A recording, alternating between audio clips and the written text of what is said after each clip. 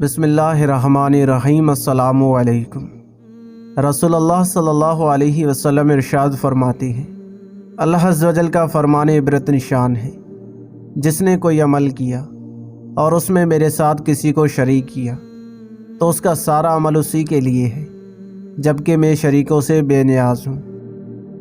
نبی کریم صلی اللہ علیہ وسلم نے ارشاد فرمایا، جو بندہ دنیا میں ریاکاری اور شہرت کے مقام و مرتبہ پر ہو تو اللہ عز و جل جمعہ کے دن اسے لوگوں کے سامنے رسوا کرے گا۔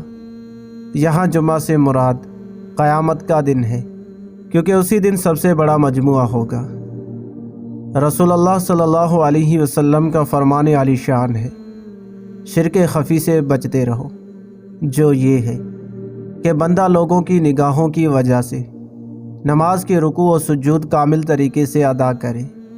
اللہ پاک ہمیں ان احادیث پر عمل کرنے کی توفیق عطا فرمائے، آمین۔